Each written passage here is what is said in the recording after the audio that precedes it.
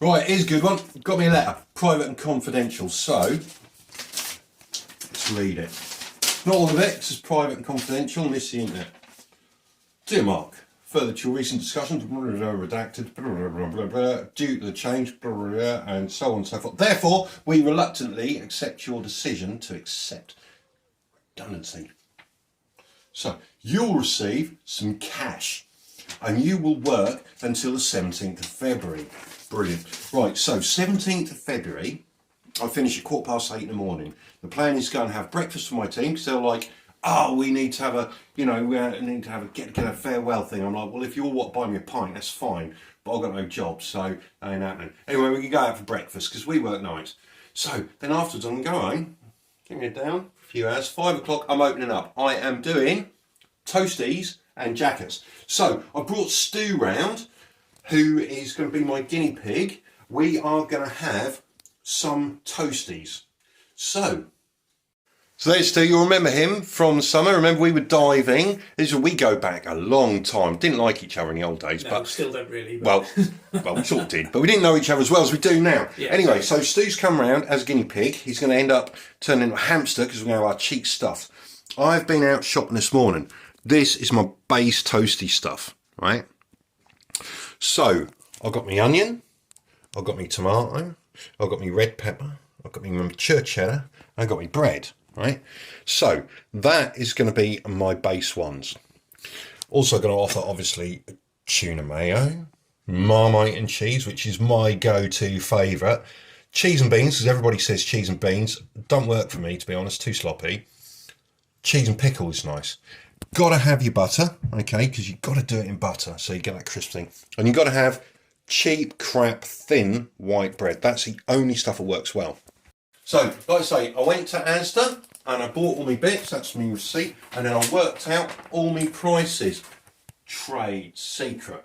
Now, this, I'll just show you this. See this? This is my roller cheese slicer. I got it off Amazon. My mum bought one of these from QD when they first opened. That's a cheap shop. Years and years ago for like 50p. We're talking 30 years ago. This, on its widest setting, gives me slices like this. That's 60 grams of cheese, two of those, right? 30 gram slice on that block. So that's allowed me to work out my costs. Now, we can start. So this, if you'd like to come over, Stu, this is my Cuisinart toasting machine. These are brilliant. There's a deep fill one. Obviously, when I've got my own business and I'm doing it commercially, they're going to be clean. I'll be buying new for it. Anyway, this one hasn't been cleaned yet. Thanks for that. Because it's fine. Because what I'm going to do is heat it up and then I can wipe it clean. All right? Heat up and wipe it clean. It's a lot easier. And then, obviously, I've then got to reseal it. Because the thing is, I mean, these are removable plates and you can put them in the dishwasher. Okay. But I only used it yesterday. Well, that's cool. Mine don't do that. Okay. No, these are good ones. Yeah. These are deep fill as well. Now, these are quite expensive. They're like 60 quid. Okay, they're not £2.50 like most toasting machines, but they are really good and they do a really good job. You've got temperature control as well. Okay, they do two versions as well. Yeah, so then what that will do, obviously the heat is gonna sterilise things as well, which is quite good. But I'll wipe it clean, bit of kitchen roll, and then I'll put my butter on. Now my butter is here, that's melted down. A little bit of vegetable oil in as well, so it doesn't burn too much. There we go for our cheese. 2 slices of cheese onto the bread. I'm going to do a cheese one. I'm going to do a cheese and onion one, a cheese and tomato one, and a cheese and red pepper one. And we can make decisions. So there's my 4 base toasties. Cheese and onion, that's half an onion. Cheese and tomato, that's 1 tomato. Cheese and red pepper, that's half a pepper. Cheese. We're going to go for the Marmite because Stu's not had that. So I'll close them up and then I've got to get my butter. I will butter the top and then I will put butter into the actual toasting machine, okay, for the bottom. Look at that, smoking hot, ready to rock. Start with standard cheese and onion, cheese and tomato. So here we go, we've got the butter mixed with vegetable oil. We're going to give that a nice little anointing. Mixed with vegetable oil? Yeah, just so it doesn't burn. Okay. Now, I'll put plenty on because you want the flavour from it. Okay. Obviously, my customers will be able to say, "Oh, I don't want to be fat, so please, can I just have, No oil, no fat, no butter, or whatever. Don't burn then, will it? Why are you having a toasty? Yeah, I will. So, right, that's that. Now, we're going to put this in. I haven't got my brush. I'll need to find a new brush. Okay, so I'm just going to put my oil in there so the bottom's nice and browned off. Okay, right, in we go.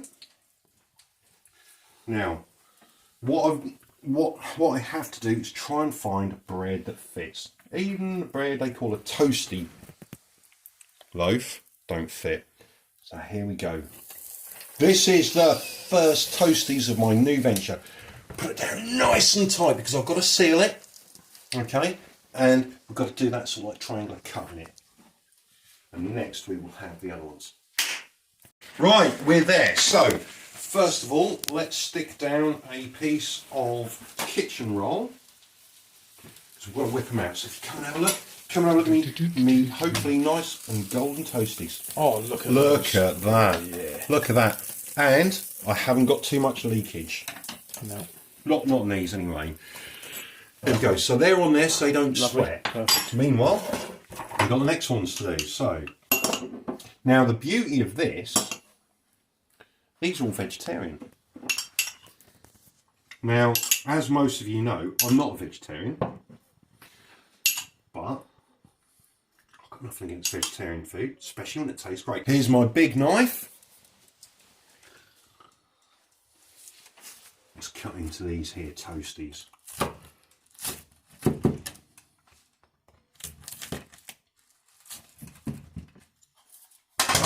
One and one. Wonderful. And let's give them a try. Human guinea pig, there's two Toasties. Okay. Give them a try. Okay. Tuck in. Do we know which is? What do you think? What do you think of look? That looks cooked very well. Actually, it's not burnt. It's golden. The cheese isn't running everywhere. I think that's perfect. That's the right amount of cheese by the look of it, because I've got that just that slight little oozing out. Go on and tuck in. Ready? Tell me, that's the cheese and tomato maybe? Don't burn yourself, hopefully. Right amount of cheese? Right amount of cheese and tomato, definitely. Yep. Hot though. Yeah, it will be. Try the cheese and onion then. That might be a bit cooler, but both of those hold the heat, which is good if you're selling it somewhere where it's not particularly warm outside or inside. Smell the onion. Again, right amount of filling, do you think? Because the tomato's cut into 4 with the ends taken off, so that's a quarter of a tomato, standard size tomato. That's half an onion between two, so there's a quarter of an onion in there. I like that. Yes, it is right. Yeah. Yeah, it's right amount. Success. Success. There's the next two. You got the cheese and red pepper, and you got the cheese and Marmite, Stuart. Fantastic. So I've never done cheese and red pepper before. Cheese and Marmite is my I go-to. reckon it's going to be hot. Let's just break one open. That's red pepper. Go for that. Look Yeah, at that is hot. Look at that.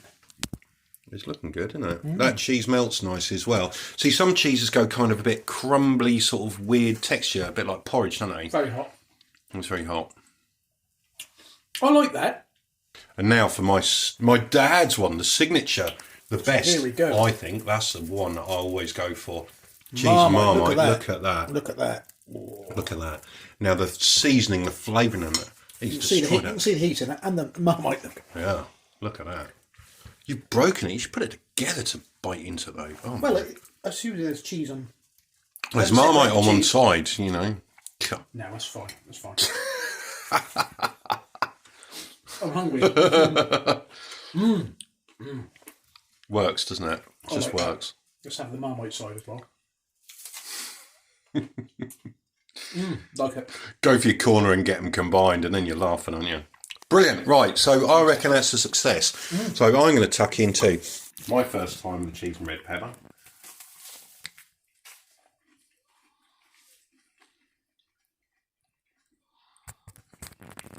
The smell was amazing.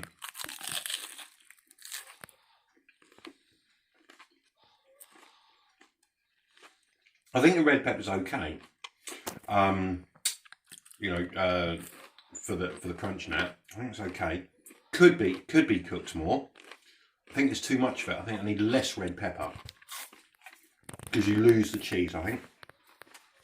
But That's on the first bite. So, Stu, empty plate and you're Very still nice. standing. Yeah. So, what do you reckon, in order? Okay, well, my favourite was the probably the cheese and onion. Cheese and onion? Yeah. Okay. And the smell of that was amazing. Yes, great aromas when you bite into that. Second, I liked the Marmite, which was a bit surprised. I didn't think I was going to have that so high on the list. Always a surprise to people, that one. Then, of course, the cheese and tomato. That gets very hot. I think that is an issue, but just need to be aware of that and let it cool down. And finally, the peppers, cheese and peppers. I think if the pepper was chopped up smaller, I think that would have been maybe not so crunchy, and that would have been better for me anyway. It needs to develop the flavour more, I think, like when you roast them. So with me, it's always number one, cheese and Marmite. Number two, cheese and tomato, the classic. I do prefer it a lot with salt and pepper on. Number three, cheese and onion. Like Stu was saying, the smell as you bite into it is brilliant. You don't get that with cheese and tomato. You don't get that smell with cheese and onion. Do. Fourth would be the cheese and red pepper. Needs work, needs developing. Definitely needs something added to it, whether it's salt and pepper or what. I'm not sure. I don't mind the crunch, but I don't think the pepper flavour has developed enough. So I think, chop it smaller or partially cook it first. So yeah, maybe fry it or grill it or oven bake it. In terms of the temperature of the tomato, I think if I was to chop my tomatoes up, salt them slightly so that they, drain, whip their moisture out, and give it a bit more flavour, a bit more seasoning without going overboard. Plus, that removes the water, which removes the steam, which removes that sogginess. suing. Anyway,